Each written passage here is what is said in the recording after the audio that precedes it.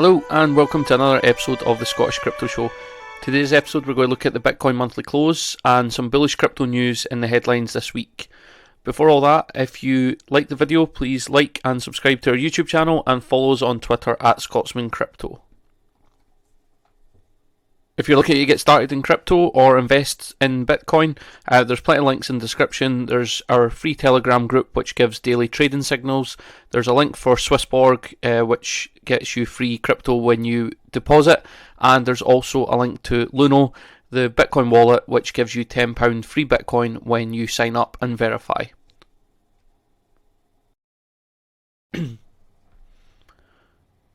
Okay, so first up is the Bitcoin price, and as you can see, currently trading around $38,500. Last night was the monthly close on Bitcoin, and as you can see, we completed our third red monthly candle as we did previously after the April all-time high. April all-time high was followed by 3 red monthly candles and then a green bullish candle.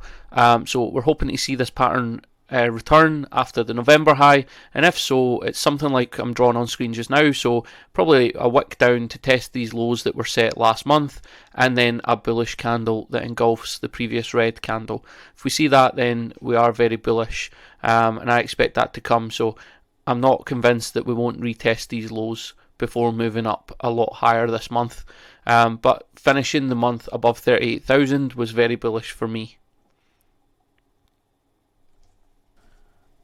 Okay, so next up is NEO. I just wanted to put this on the radar. There's a lot of buzz about this on Twitter just because that Martini guy mentioned an altcoin.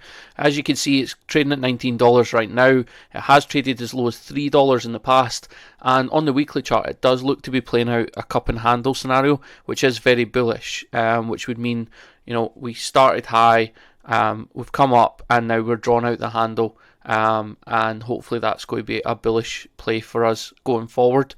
I'll just draw the cup and handle pattern here for you. You can see that we've traded as high as $200 on this coin, so a 10x from where it is right now. So that would give massive gains, but even if we got up to the November high of 140, that's still a 7x from where it is just now. You could argue that this may be already invalidated with the pullback recently, but given the whole market pullback, I wouldn't think it was anything to be concerned about.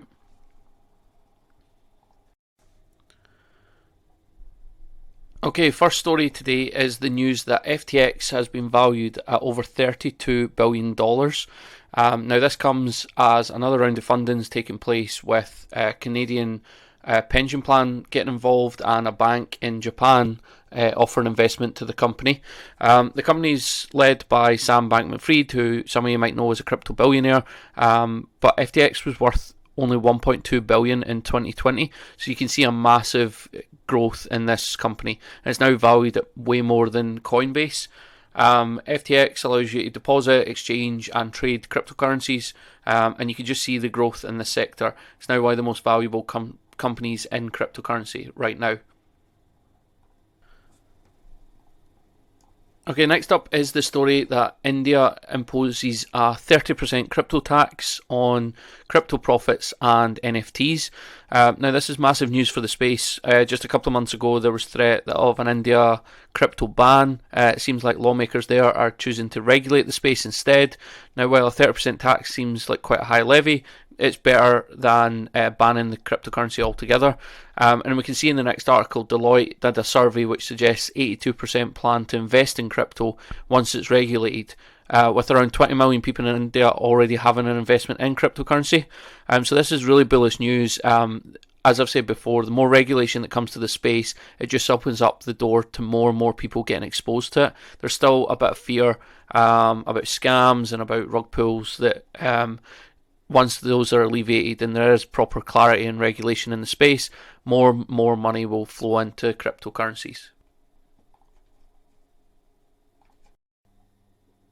And while other countries look to incorporate cryptocurrencies in the regulation and actually regulate the space properly, we see this article from Philip Hammond, the ex-Chancellor of the UK, saying that the UK is actually lagging behind on crypto asset regulation and framework, and this could lead to a massive exodus of talent and workforce out of Britain to relocate to places like Switzerland, Portugal, Dubai and America, who are much more crypto friendly.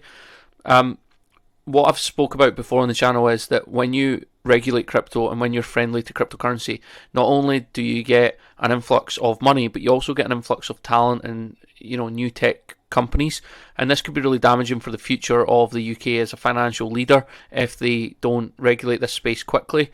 Now, it does say in the article that 2022 could be the key year for the UK, and we can act quite quickly to rectify these issues and hopefully actually absorb a lot of that talent before it escapes into other countries. Despite this, it might not actually move forward too quickly when you've got the Bank of England releasing statements like this that say crypto, you need to be cautious when investing because it's still a lot of scams and it's used by terrorist organisations. This was comments made to the Times about cryptocurrency from the head of the Bank of England, which, to be fair, is just damaging to the space, and it's just going to put off investors investing in UK technology companies that are involved in the space. The issue of Bitcoin being involved with terrorist activities and fraud is hilarious, to be fair, given that the dollar is the most widely used currency for any illegal activity in the world.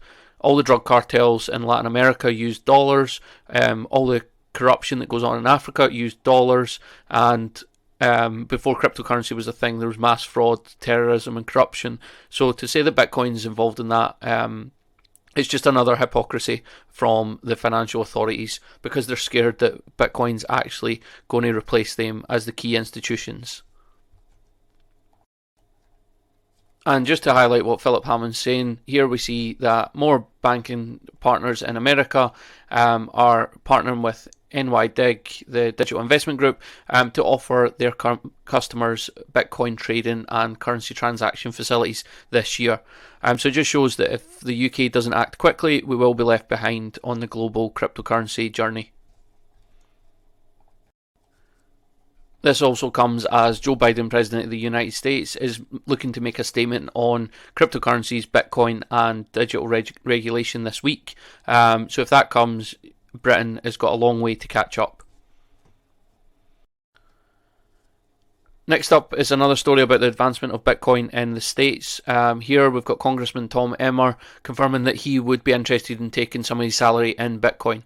He was talking to Pomp on the Best Business Show. If you don't watch the Best Business Show, I would thoroughly recommend. It's a great source of information about Bitcoin, but also just about entrepreneurship and general business.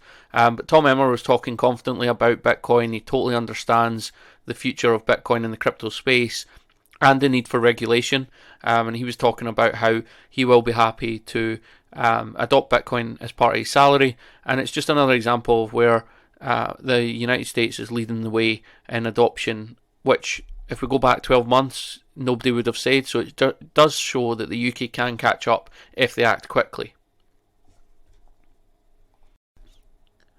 And last but not least, the story that Barcelona are considering adopting Polkadot, a cryptocurrency company, as their official sponsor. Barcelona, widely known that they're in financial difficulties, are debating whether Spotify, Vegan Nation or Polkadot will be their next shirt sponsor. I think Spotify's already got the naming rights to their stadium.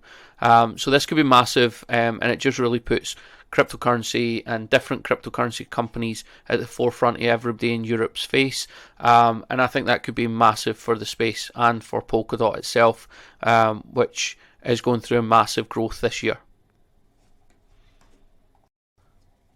Barcelona haven't confirmed one way or another, so that's why I've kind of left it till last, but hopefully in the next few days we'll get some confirmation whether Polkadot will be their sponsor or not, but I don't think it'll be long before we see more sponsors from cryptocurrency companies in the UK and Europe. We've already seen it in the States. We've got the SoFi Centre that took over from Staples Centre in America, and many more that will follow this year. We saw Gemini, the crypto exchange, be the shirt sponsor of Peter McCormack's Bedford FC or Real Bedford FC. So yeah, just the start, but I think a lot more is to come. Okay, well that was a quick roundup of the news in the crypto world this week. Hopefully be back next week with another news roundup. I'm going to try and do that once a week. for now, please like and subscribe to the videos on YouTube so you get alerts when we post a new video. Follow us on Twitter at Scotsman Crypto. And like I said at the start, there's plenty of links in the description if you're looking to get involved. I'd thoroughly recommend the Telegram group. It's free. You get trading signals. Or Luna, the free wallet, which gives you £10 free Bitcoin when you start investing.